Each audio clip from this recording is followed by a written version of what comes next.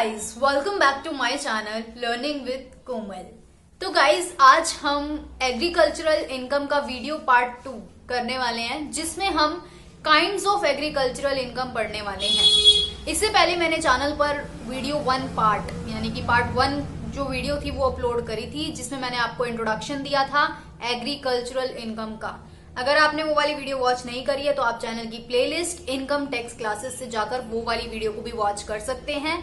तो आज हम पढ़ेंगे काइंड्स ऑफ एग्रीकल्चरल इनकम। ठीक है, तो अगर आप चैनल पर न्यू है गाइस तो जल्दी से चैनल को सब्सक्राइब कर दीजिए, साथ ही साथ बेल आइकन जरूर प्रेस कीजिएगा, क्योंकि इनकम टैक्स से रिलेटेड वीडियोस आपको मेरे चैनल पर मिलती रहेंगी जो आपके लिए काफी ज्यादा हेल्पफुल होंगी। और वीडियो को स्टार्ट करने से पहले प्लीज एक लाइक जरूर कर दीजिए। चलिए फिर वीडियो को स्टार्ट करते हैं। तो गाइस सबसे पहले हम आज बात करेंगे काइंड्स ऑफ एग्रीकल्चरल इनकम। ठीक है, तो मैं आपको पॉइंट वाइज एक्सप्लेन करूंगी। ठीक है, जो इसके पॉइंट्स हैं यानी कि जो इसके काइंड्स हैं वो हम पढ़ेंगे। तो नंबर 1 हमें गिवन है रेंट और रेवेन्यू डिराइव्ड फ्रॉम लैंड। पहला काइंड है कि किसी लैंड से या तो रेंट हुआ है, रेंट मिला है, या फिर कोई रिवेन्यू प्राप्त हुआ है। ठीक है, तो इसके बारे में क्या बोला गया है वो मैं आपको बता दूं कि when one person grants to another a right to use his land for agricultural purposes। कहने का ये मतलब है कि जब एक पर्सन किसी दूसरे पर्सन को अधिकार दे देता है अपनी जमीन का प्रयोग करने के लिए, किस लिए? एग्रीकल्चरल पर्पसेस के लिए, कि एग्रीकल्चरल एक्टिविटी भाई तू मेरे जमीन पे कर ले, मैं तुझे ये राइट दे रहा हूं, लेकिन बदले में the former receive from the latter rent और रिवेन्यू। वो ये कह रहा है कि बदले में मुझे या तो तू रेंट दे दियो या फिर कुछ रिवेन्यू दे दियो, चाहे वो इन कैश हो चाहे वो इन काइंड हो। यहां पे हमें गिवन है इन कैश और इन काइंड। ठीक है, तो in consideration of such user, यानी कि कंसिडरेशन के बदले में उसने कहा कि तू मेरी लैंड का यूज कर ले।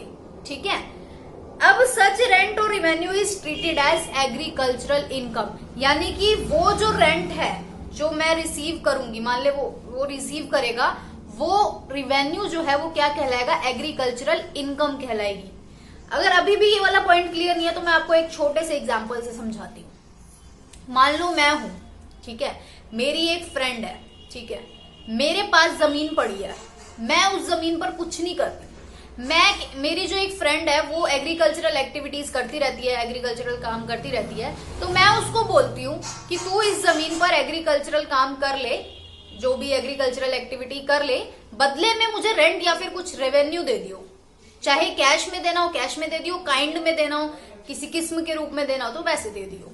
तो वो जो मैं प्राप्त करूंगी वो रेंट या फिर जो रिवेन्यू, वो क्या कहलाएगी? एग्रीकल्चरल इनकम कहलाएगी, क्योंकि उस लैंड का प्रयोग जो हुआ है वो एग्रीकल्चरल पर्पसेस के लिए ही हुआ है। ठीक है, पहला पॉइंट हमारा clear. Second point, income from agricultural operations, की एग्रीकल्चरल एक्टिविटी हुई उसकी वजह से इनकम हुई। तो इसके बारे में क्या बोला गया वो मैं आपको बता दूं। It means cultivation of a field, tilling of the land, watering it, sowing of the seeds, planting similar operation on the land. यानी कि हम क्या कर रहे हैं, हमारे पास एक जमीन है, उसमें हम वाटरिंग यानी कि पानी दे रहे हैं, उस जमीन को बीज बो रहे हैं, कल्टीवेशन कर रहे हैं यानी कि फसल बो रहे हैं हम एक तरीके से, तो उस वजह से हमें इनकम प्राप्त हो रही है। तो वो इनकम क्या कहलाएगी? एग्रीकल्चरल इनकम कहलाएगी हमारे लिए।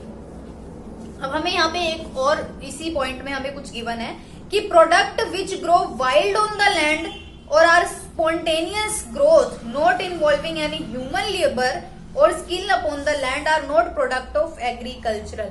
मेरे पास एक जमीन पड़ी है, उस पे अपने आप ही कुछ ना कुछ उग रहा है, मैं कुछ नहीं कर रही, अपने आप ही जमीन पे कुछ ना कुछ, जैसे हम देखते हैं ना पौधे उग जाते हैं अपने आप ही, मैंने कुछ नहीं करा, ना मैंने कोई लेबर लगाई, ना मैंने खुद उस पर कुछ काम किया, तो वो वाले जो भी प्रोडक्ट होंगे वो एग्रीकल्चरल प्रोडक्ट नहीं होंगे, ये हमें याद रखना है। ठीक है, उसके बाद द इनकम डिराइव्ड, अगर मान लो उस जो भी उस चीज पे उगा, मैंने कुछ नहीं करा, उस पे अपने आप ही कुछ भी उग गया है ना, फॉर एग्जाम्पल, और मान लो मैं उसको मतलब उसको सेल करने से या कुछ भी मुझे थोड़ी बहुत इनकम प्राप्त हुई, तो उसको हम एग्रीकल्चरल इनकम नहीं बोलेंगे। ये याद रखना है अपने माइंड में। हमारा थर्ड पॉइंट, तो थर्ड पॉइंट हमसे क्या बोल रहा है कि income from making produce fit for market, कि हमने कुछ प्रोड्यूस करा और उसको मार्केट के लिए फिट बनाया, यानी कि मार्केट में बेचने लायक बनाया और उस वजह से इनकम हुई।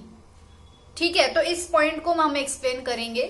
क्या बोला है कि if there is no market of the produce of the field, कि कुछ ऐसा प्रोड्यूस हुआ है जिसका कोई मार्केट ही नहीं है, यानी कि वो प्रोडक्ट किसी मार्केट में नहीं बिकता है, एंड द कल्टीवेटर और receiver of rent in kind performs any activity, यानी कि या तो कल्टीवेटर या फिर जो रेंट रिसीव कर रहा है फॉर्मर, अगर या फिर मतलब दोनों ने मिलकर या फिर दोनों ने अलग अलग मिलकर या फिर जो है कोई एक्टिविटी ऐसी करी जिसकी वजह से वो प्रोडक्ट मार्केट के लिए फिट बैठा, तो उससे प्राप्त income, any income from such activity is called agricultural income, यानी कि वो इनकम क्या कहलाएगी, एग्रीकल्चरल इनकम कहलाएगी।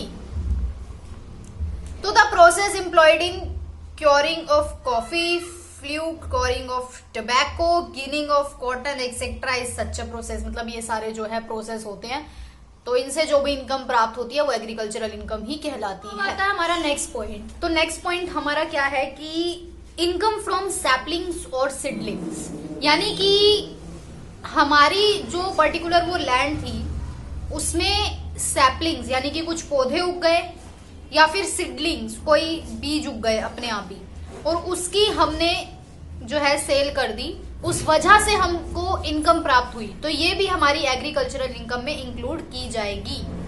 तो ये थे हमारे काइंड्स ऑफ एग्रीकल्चर। पसंद आई होगी आपको, क्लियर हुआ होगा, तो वीडियो को लाइक करना बिल्कुल ना भूलें, चैनल को सब्सक्राइब जरूर कीजिएगा, कमेंट करके मुझे जरूर बताएं वीडियो कैसी लगी। Thank you so much.